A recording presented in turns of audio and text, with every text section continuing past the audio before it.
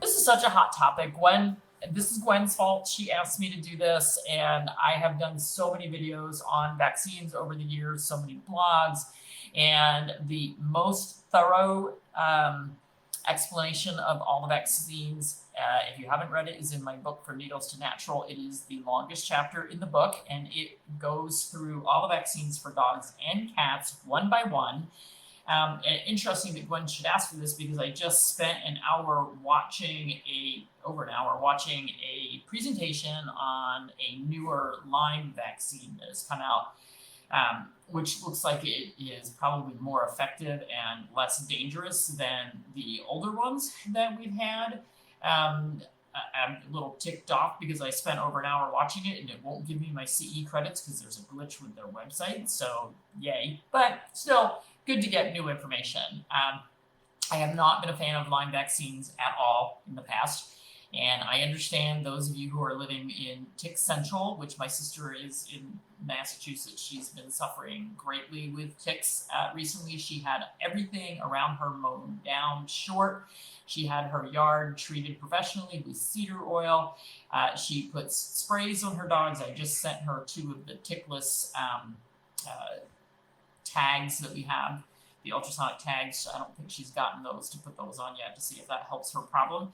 But every time her dogs go out in the yard, they come in with 6 or 8 ticks each. So she's surrounded by woods. She's kind of out in the country, a lot of deer, a lot of wildlife. So it's a problem, not really a problem.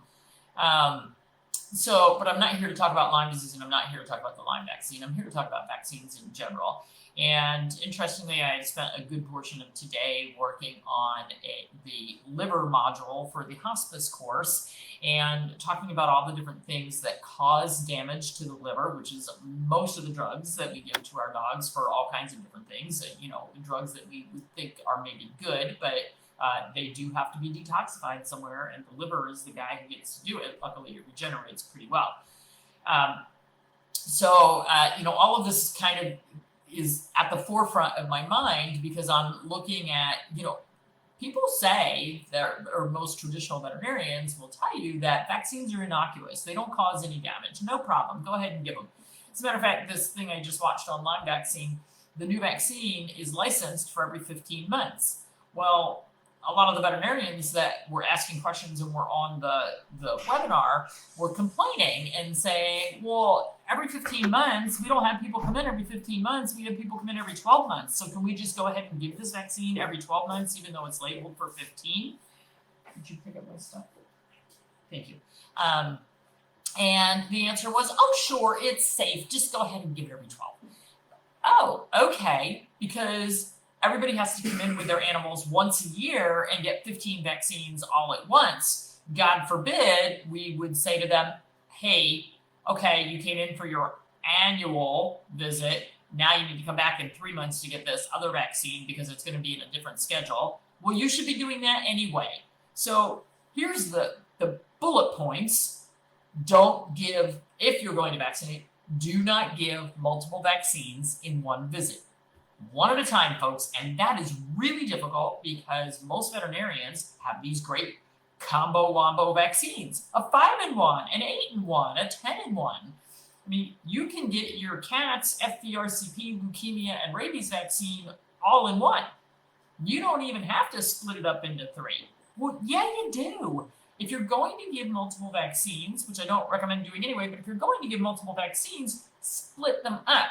And so somebody asked me the other day, can you get single parvo vaccines and single distemper vaccines? Well, I haven't looked it up recently, but single parvo vaccines have always been available because a lot of breeders and veterinarians will give extra parvo vaccines to puppies in between their combination vaccines. And I see these puppies come in that have 10 to 15 sets of shots by the time they, go from the person who bred them to if they go through a pet store, God forbid, and then they get to the veterinarian who says we have to start all over again, and they're getting vaccinated literally every week. So parvo has, for as long as I've known, been available as a single vaccine. Distemper has not. It kind of comes and goes. And when I left practice in November of 2020, The only just single canine distemper vaccine that was available was actually labeled for ferrets. So we were off-label using a ferret vaccine, which was canine distemper virus, as our single distemper vaccine. So that's difficult. Now, there may be a distemper vaccine that has come back on the market. I haven't looked. Perhaps I should have done that before Gwen asked me to come on, but I've been busy doing a million other things today. So I don't know if you can get a single distemper vaccine. And it's very difficult even to find a distemper parvo put together. It's almost always a DAP, the A being adenovirus for hepatitis. So you're ending up getting a distemper hepatitis parvo vaccine. Interestingly, just in the past week, I got 2 separate emails from past clients saying that they followed the new protocol. And one of the dogs is now 6 years old, so I guess I started doing it a long time ago, where we would wait until the puppies were at least 10 weeks old, puppies or kittens, at least 10 weeks old, and not have them get any vaccines prior to that. And they got a single vaccine, a single distemper, a single parvo, one of each. And those dogs, the owners wrote to me this week and said, here we are 6 years out, I think one was 6 years and one was 8 years, and they still have strong titers to both distemper and parvo. So we know through immunology studies that the more vaccines we give and the earlier we start giving them with the puppies and the kittens, actually the worse immune response we have, the worse protection we get. When we give less vaccines and we give them at an appropriate time when the mother's immunity has worn off, they develop a very strong immune response. And they will hold that immune response for years and years and years, which is why many of the holistic veterinarians say, look, you give them that one vaccine at an appropriate time when the mother's immunity has worn off and is not interfering anymore, and they actually have enough immune system developed that they can react appropriately to the vaccine, they will develop a very strong immunity that very well may last them a lifetime. And by the way, if you have an older dog or cat who has chronic inflammatory disease, whether it's kidney disease, arthritis, heart disease, pancreatitis, liver disease, elevated liver enzymes, whatever it is that they're dealing with, that's not a healthy animal that is going to have a healthy immune response to vaccines. The vaccine labeling is very clear, to be given to healthy animals for prevention of X, Y, or Z. Healthy animals. That is not an animal with cancer. That is not an animal with chronic inflammatory disease. It is not an animal with autoimmune disease. If you have an animal who has a history of autoimmune disease, platelet disease, anemia, polyarthritis, those are not animals that should be vaccinated. Those are not animals that should have their immune system stimulated. I remember very early on in Facebook, I had a Facebook friend who did a lot of dog rescue, and that's how we kind of met up and became friends, but she had chronic autoimmune disease, like really significant chronic autoimmune disease. And she needed to go into the hospital to have a couple of procedures done. And in order to be admitted to the hospital, she had to go through a series of, this is long before COVID, a series of 5 to 6 vaccinations before they would allow her to go to the hospital to have these procedures done. And when I saw that, I just thought, wow, yeah, you do need to be protected against, getting pneumonia, getting flu, getting whatever, but we also need to look at the efficacy of those vaccines. It's kind of low. And we have to look at the ability of the immune response to actually occur. So if you have a serious autoimmune disease, you are on a ton of immune suppressants. So think of all these dogs that are on Apoquel, all these dogs that are on Cytopoint, all these animals that are on steroids. Are they going to have a healthy immune response? Are they going to have an appropriate immune response? When you give a vaccine to an animal that is immune suppressed, the immune system may not even notice it. The immune system may go, you shut me down. Like, why would I do anything with this? You shut me down. Or you can have that animal who has autoimmune disease that's not under control, chronic inflammatory disease that's not under control, which, by the way, cancer is a chronic inflammatory disease. And then you put 6 or 10 or 12 vaccines in there, and the immune response goes, ah! And now that's one of those, they're going to freeze that one, and that's going to be the picture that shows up when the video goes by. Guaranteed.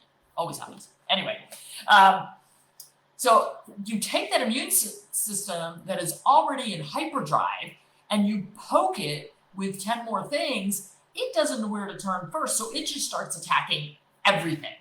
Everything. The immune system will go crazy. So very early in my holistic career, there was another holistic veterinarian, half hour, 45 minutes away, but he was what we call faux holistic. He really wasn't holistic. He knew that it got him clients by using that label, and he knew that people would drive the wrong way because he had that label. And then when you walked in the door, you might get some decent supplements. You were still going to get prescription diet, and you were going to get talked into giving a lot of vaccines to your dogs and cats. So I had a client with a Newfoundland, and the dog, I forget what they went there for. Something totally unrelated, but the dog was raw fed. The dog was not vaccinated. The dog was basically very healthy. I can't remember. They went in there for something like totally not a sick dog thing. And the veterinarian talked them into getting a Lyme vaccine. Just convinced them that, we're in New Jersey, you have to have a Lyme vaccine. They gave the dog the Lyme vaccine. The dog immediately broke with double ear infections.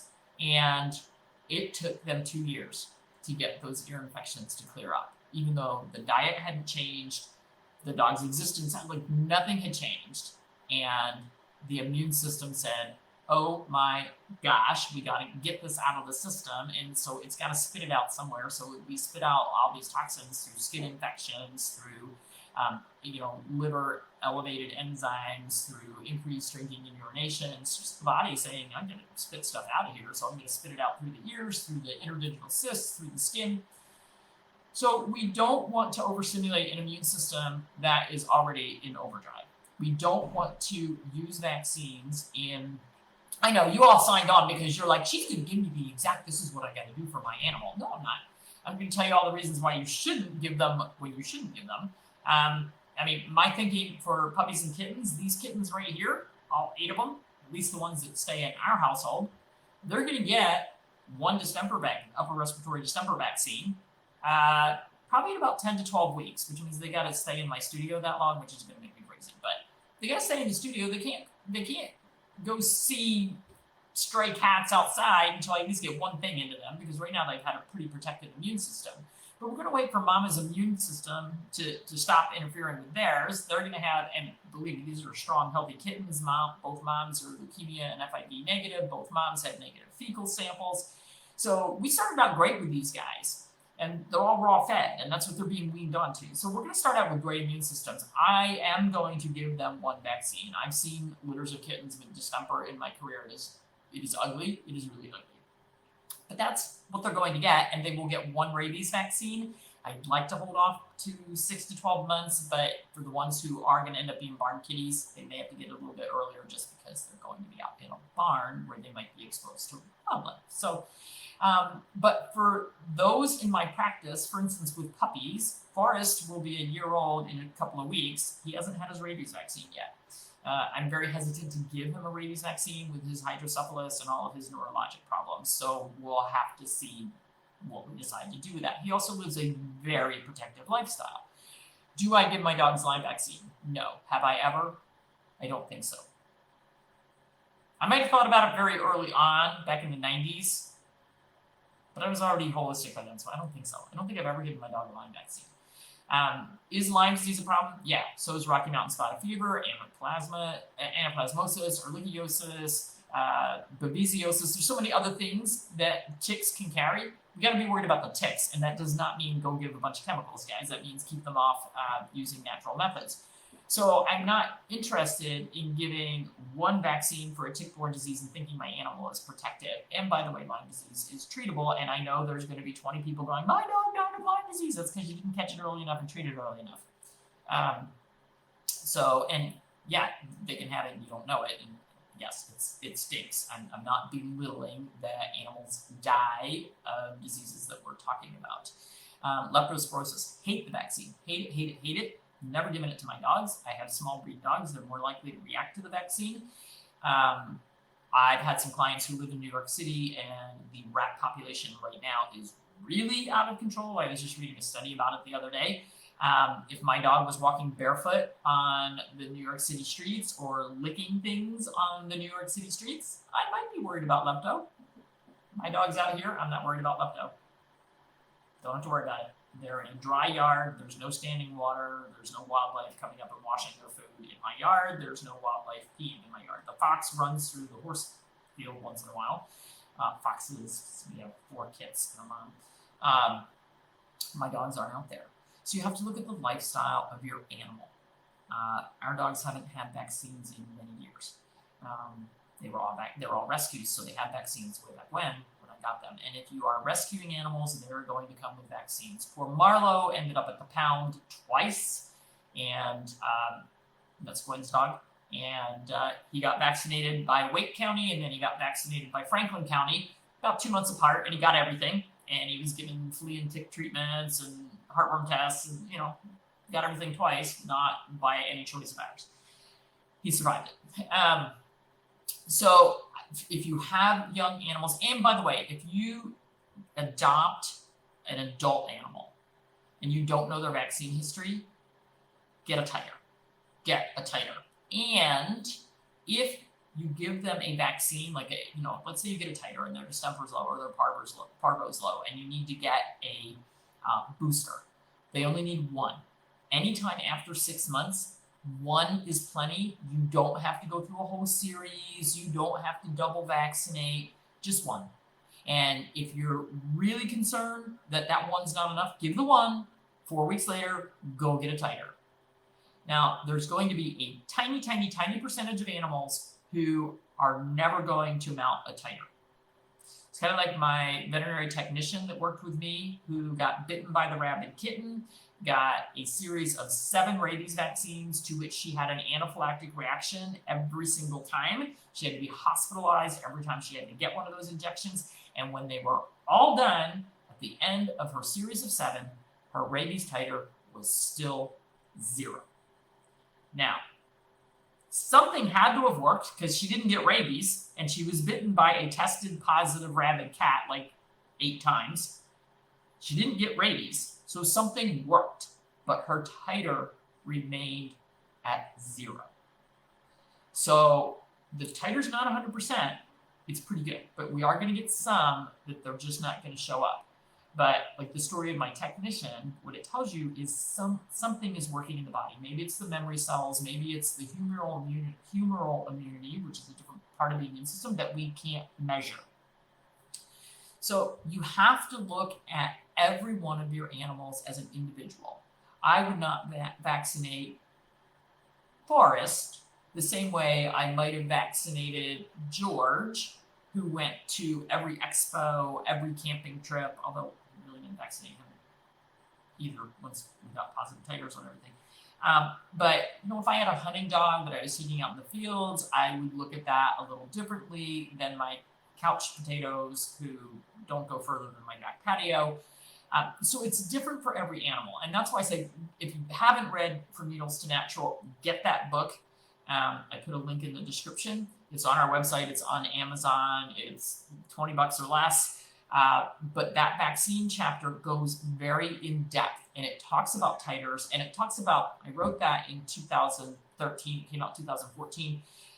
So my thinking on how many vaccines I would give as far as for puppies and kittens has changed a little bit. I would actually give less now than what I wrote in the book. And I think in the book I talked about giving 2, a series of 2 as puppies or kittens. But what I proved in my practice over years was that, hey, we wait long enough and we give 1, Now we have proof because now we're 6, 8, 10 years out, and these animals still have really good titers from that one vaccine. I got an email from somebody a couple weeks ago, and they wanted to know if they needed to vaccinate their dog because they didn't understand. Their veterinarian didn't understand the report that they had gotten, apparently, because the veterinarian was recommending vaccination. And on that particular one, it said a distemper titer greater than 1 to 80, or 1 to 80 or greater is protective. The dog's response was like 1 to 2,400, and the veterinarian was recommending a vaccine. I'm like, do they not understand greater than? Do they not understand that 2,400 is a bigger number than 80? So, by the way, no vaccines needed. And the dog was a senior with all kinds of chronic issues, chronic inflammatory problems. I'm like, yeah, vaccinating this dog is the dumbest thing ever. So just say no and say, oh, by the way, 2,400 is greater than 80. I think I'm good to go. So you need to know how to read the titers. And folks, you don't have to pay $500 to $700 to get a titer. You can get them through HemoPet, which is Dr. Gene Dodds. You can get them through Kansas State University. Dr. Rob will Protect the Pets is not doing them right now. But there are cheaper ways to do it. Doesn't have to be $300 to $500 to get a titer. Just saying. Does not have to be that. And there actually is something called VaxaCheck, which is an in-house titer that they can do. And when I retired, it was $40 for distemper, hepatitis, and parvo titers. I don't like that test as much as I like the ones sent out to the lab. But hey, you know what? If you're on a budget and they can do one in-house, it's called VaxaCheck. Might be worthwhile. So, call around. I understand if you live in New York City, you don't have a lot of choices, and it's a problem, and they're very expensive for everything. What, Domino? I get kitties meowing. It's time for their third feeding of the day. Anyway, so that's my take on vaccines, folks. There is no one-size-fits-all. If you need more information and if you have the book and you've forgotten the information, go look up the vaccine chapter. It's the longest chapter in From Needles to Natural because I even talked about rattlesnake vaccine. Never used it. We don't have maybe we have Eastern timber rattlesnake somethings. I don't know. Never seen one. I don't want to. But I talk about all the different vaccines for both cats and dogs. And so you need to look at the lifestyle of your pet. You need to have a conversation with your veterinarian. And believe me, if you go in well armed with, well, why would I get a lepto vaccine? Because my dog is never exposed to any of the things that carry that. Why would I get Lyme vaccine? One of the things on the Lyme webinar that I just did showed where Lyme disease actually lives. We have a lot on the East Coast, all up and down the East Coast, and then in pockets in California and on the very West Coast. If you're somewhere in the middle, anywhere like west of Wisconsin, that whole middle section, you don't even have, a couple cases a year. It's not even worth talking about it. So hopefully your veterinarians aren't talking about it a lot. Anyway, and then, boarding, training, daycare, you've got to start having conversations with those folks. If they're telling you have to have a distemper vaccine every year or a parvo vaccine every year or a kennel cough vaccine every year, you need to be having conversations with them and saying, hey, and there is no titer for kennel cough. It truly is only a 6 to 12 month vaccine. It kind of stinks. Kennel cough is not life-threatening. Why we're vaccinating do we vaccinate our kids for the common cold? No. Hugh and Mom are both struggling with one right now. So I'm not a big fan. I've never given that one to my dogs either. So anyway, do your research, be well armed, have a conversation. Do not blindly accept, oh, he needs a series of 3. Oh, we have to start all over. Oh, you went more than 3 weeks since the last vaccine. We have to start all over. Oh, his rabies vaccine expired by a week. We have to start over with a 1-year vaccine. No, you don't. It can have been 10 years since the last rabies vaccine. It's still a 3-year vaccine, folks. So don't get talked into more than what your pet needs.